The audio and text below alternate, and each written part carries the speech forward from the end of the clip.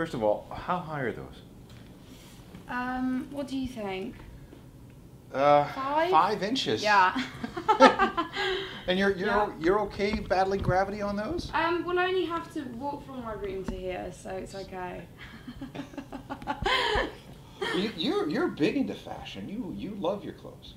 I do, but I always feel really awkward about fashion-inspired questions because I'm like, well, I don't really think about it all the time. Like these, I've been wearing since I was 19. I'm 24 now. Yeah, the basic football school jacket. Yeah. Yeah, I like I love kind of American vintage. But you know, I don't know. Some days I look like total crap. So just like everyone else, some days you just want to wear jogging bottoms.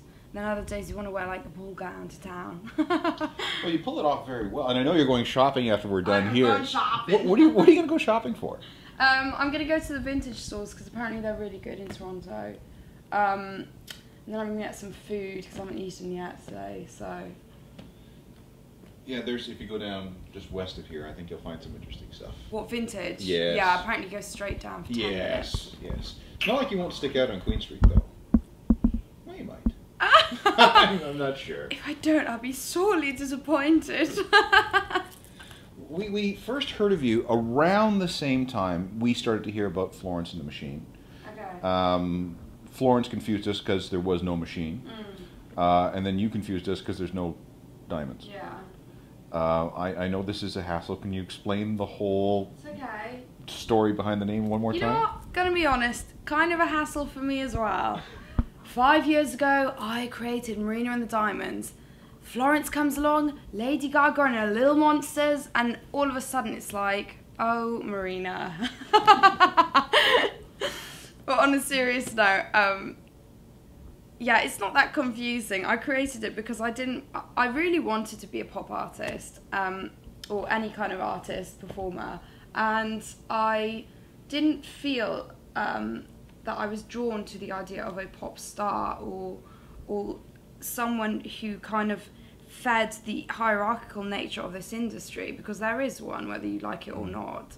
I really don't like that, and I like to feel very close to people. So with the audience at gigs and stuff, I want them to feel like we're friends instead of like fans.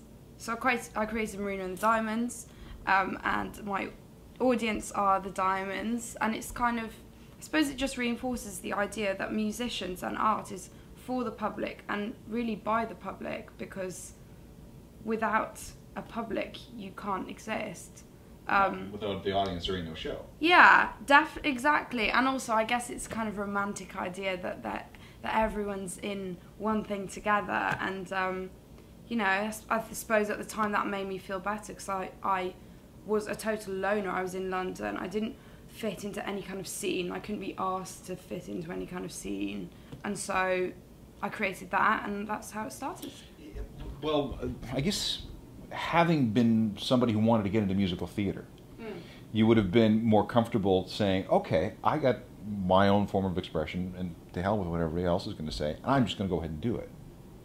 Was that your approach to everything? What, with musical theatre? Well, no, because you wanted to be into musical theatre. That didn't work out for you, and you went into the pop star thing. Well, it's strange because I went into musical theatre very briefly, and when I say went into, it was like 2 joke auditions, and I did 3 months at a drama school and dropped out because everyone's too superficial there. in musical theatre? Oh my god, it was terrible because it was primarily a dance school, and I don't know, everyone was really insecure and like focusing on weight all the time, and it made me feel terrible. So I didn't last long there, but I always wanted to go into pop. I really was set on that from the start. I just didn't know how to get there, and I didn't know. I knew that I could do something, but I didn't know whether I would be a songwriter or what. I just knew that I wanted to be a singer, and that was that. Well, you started off with GarageBand. Yeah. You found a producer online, paid him 500 quid to do something. Yeah. And then you hand-lettered burned CDs that you sold from your MySpace page. Yeah. I mean, that's pretty cool. I mean, that shows drive and ambition. Yeah. Well, yeah, that's the thing. I think I fall in quite a funny category because I'm too pop for the indie people. I'm too indie for pop, apparently.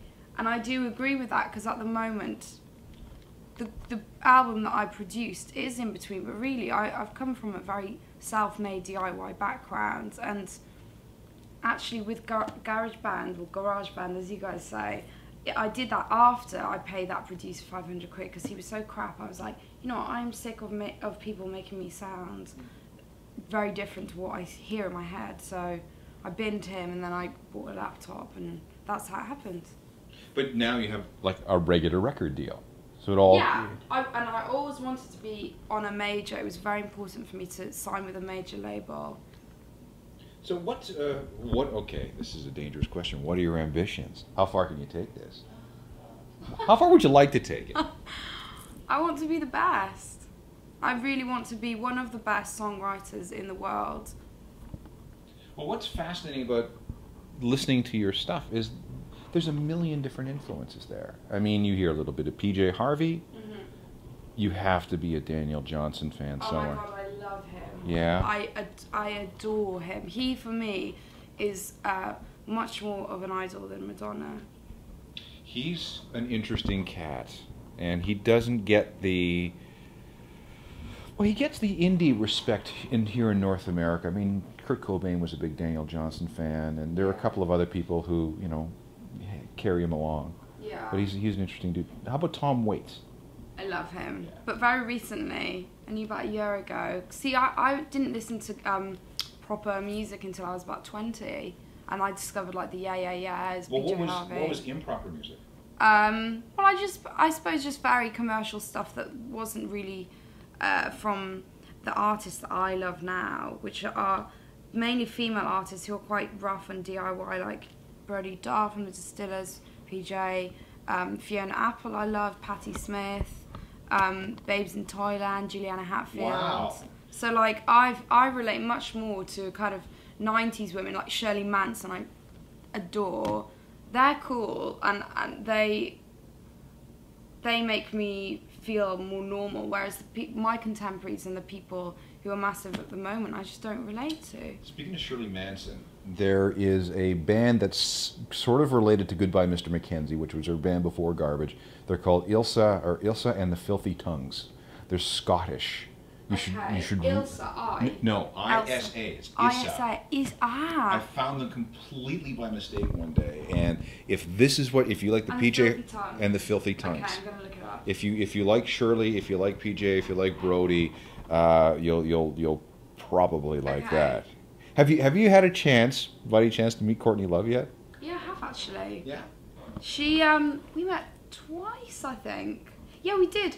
Once at a Perez Hilton party in South by Southwest that I played at, and then she played, and once at the NME Awards in London, and she came up to me and was like, "Oh, that song Hollywood." She was like, "I'm still singing about Hollywood," and you know, 12 to 20 years or whatever. And I was a fan of her, but I'm a bigger fan now because I researched her more after that. Well, and her new album is great, actually. You spend any time talking to her, and first of all, you think that she's a bit nuts. But then... She's insanely clever, though. But she is insanely clever. That's the whole point, because what'll happen is you'll start a conversation. She'll go off on this tangent. Yeah. And it'll go off for miles and miles and miles. But then 20 minutes later, it comes back exactly where it needs to be so she can continue the conversation. She's made her point.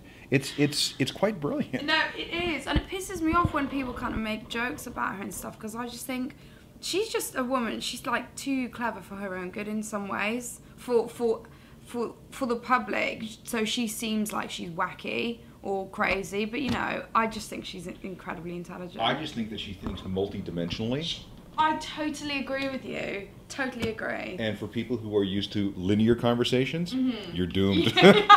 You're just doomed. That's so true.